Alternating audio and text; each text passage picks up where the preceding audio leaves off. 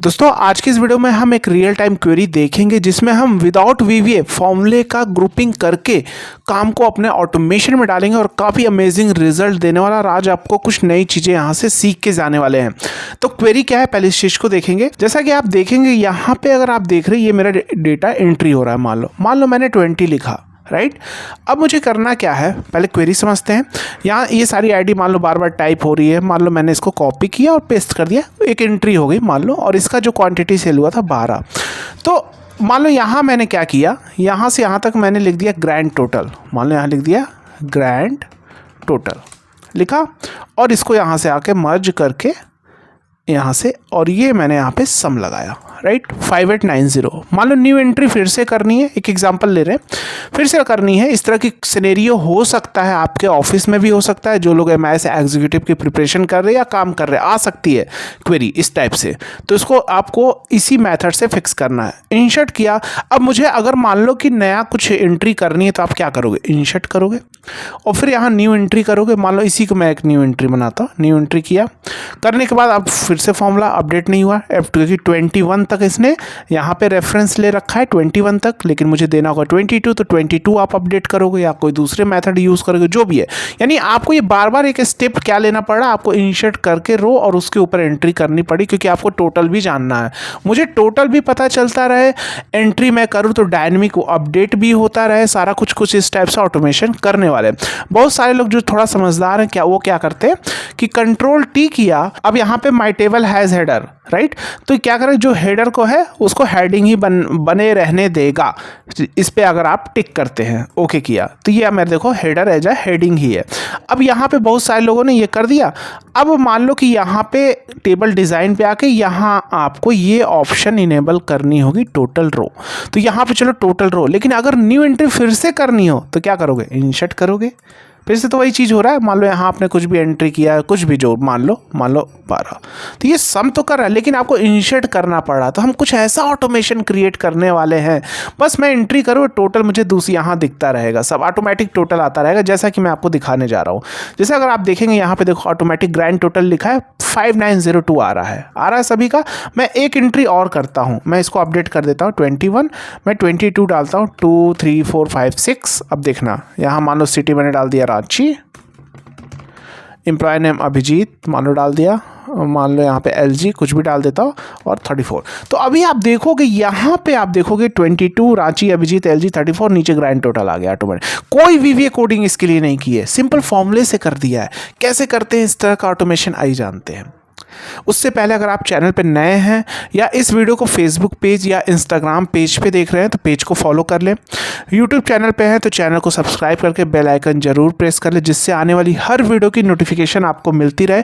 क्योंकि हम यहाँ पे basic Excel, advance Excel, power BI, VBA, macro, DAX, M language, M function, सारी पावर BI सारी चीज़ें रियल टाइम क्वेरी के ऊपर डेप्थ में लेकर आते, जिससे आपकी नॉलेज एक एडवांस लेवल तक जा सके और आप कंपनी में ईजिली सर्वाइव करने के साथ अच्छा परफॉर्मेंस दे सके और कोई भी इंटरव्यू क्रैक कर सके। तो आइए देखते हैं कैसे करने हैं। सबसे पहले मैंने इसको डिलीट कर दिया। सबसे पहला हमारा काम क्या होगा, आइए देखते हैं।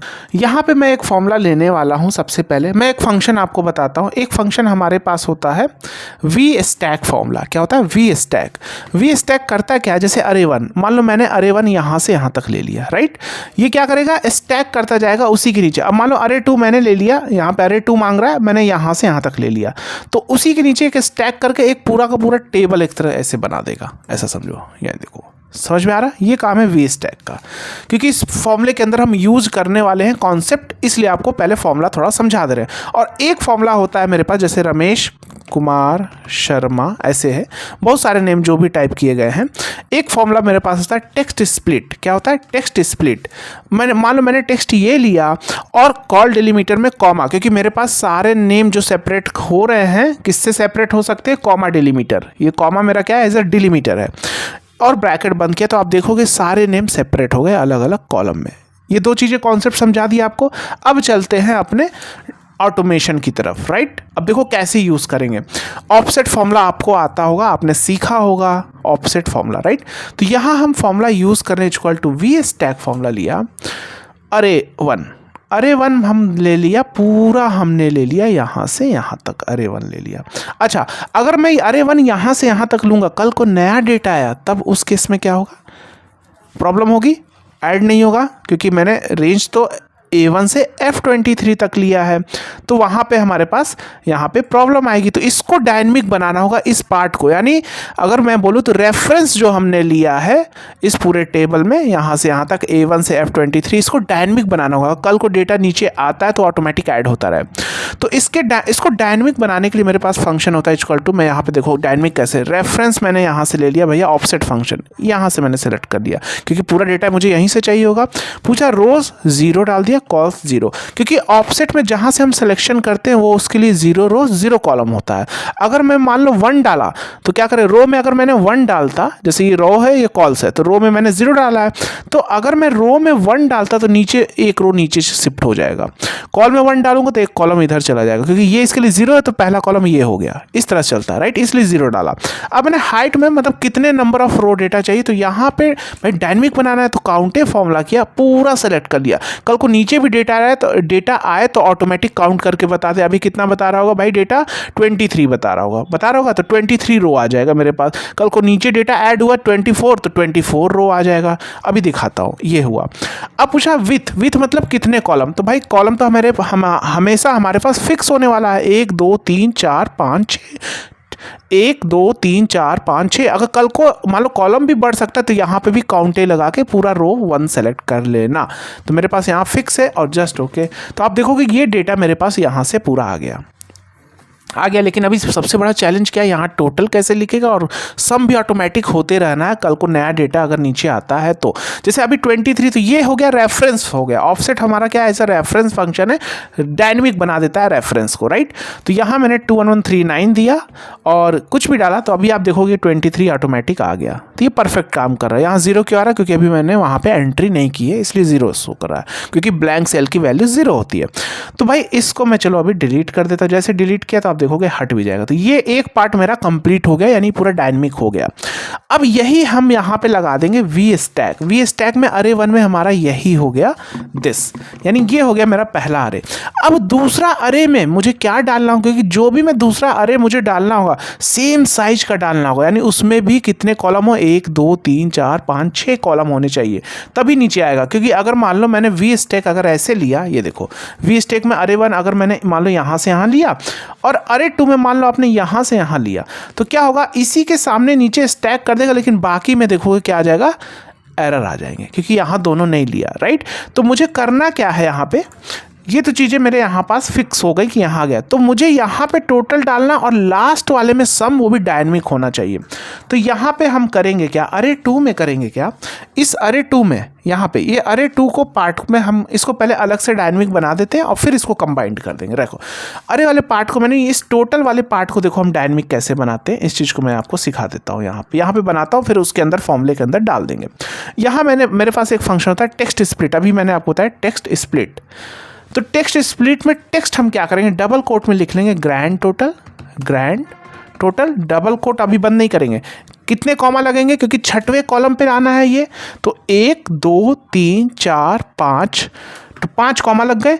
अब एंड लगाया और एंड लगाने के बाद क्या कर दिया, सम फॉर्मूला यूज़ कर लिया, राइट। अभी थोड़ा एक्सप्लेन भी कर देंगे। सम फॉर्मूले के अंदर भाई, क्योंकि सम फॉर्मूला कोई रेफरेंस आपको फिक्स तो रखना नहीं है भाई, A1 से F20 तक की वैल्यू को सम करना है, तो इस वैल्यू को भी डायनेमिक बनाना है ना। नीचे अगर एंट्री होगी तो यहाँ वैल्यू आएगी सेल्स क्वांटिटी, तो वो भी डायनेमिक होना चाहिए, ऑटोमेटिक पूरा क्वांटिटी ले। तो इस क्वांटिटी को डायनेमिक बनाने के लिए यहाँ सम के अंदर भी ऑफसेट फॉर्मूला, अच्छा यहाँ पे हम क्या करेंगे, डबल कोट नहीं लगाया था, यहाँ पे डबल कोट लगा के पहले बंद कर देंगे और फिर एंड लेके सम फॉर्मूला, और अब नंबर 1 में यहाँ पे ऑफसेट फॉर्मूला लेंगे। ऑफसेट में रेफरेंस हम ले लेंगे, यहाँ से ले लो, कॉल 0 हाइट 0 रो 0, हाइट में काउंटे लगा दिया और ये पूरा सिलेक्शन कर लिया दिस, और कॉमा विथ में एक ही कॉलम है भैया, ये पूरा दे दिया। तो अभी आप देखोगे होगा क्या, तो अभी यहाँ पे अच्छा पूरा आर्गूमेंट अभी नहीं दिया, कॉमा, क्योंकि अब ये जो चीज़ें हो गई ये सम के लिए हो गया, सम के लिए, यानी ये जो फॉर्मूला यहाँ था ये सम का, क्योंकि ये सम का ब्रैकेट आप देखोगे कि रेड से है तो सम का ब्रैकेट बंद हो गया। तो एंड के अंदर हमने ये चीज़ें कर दी। यहाँ पे सम वाला पार्ट हो गया, यानी टेक्स्ट स्प्लिट में टेक्स्ट मेरा पूरा यहाँ से यहाँ तक हो गया, यानी ये जो एरिया है यहाँ से यहाँ तक ये मेरा पूरा टेक्स्ट हो गया। क्या हो गया? टेक्स्ट हो गया। और टेक्स्ट के अंदर ये सम फॉर्मूले के अंदर ऑटोमेटिक वैल्यू आएगी और सम करता चला जाएगा, राइट। अब यहाँ पे कॉमा, कॉल डिलीमीटर में क्या है भैया? कॉमा दे देंगे बस।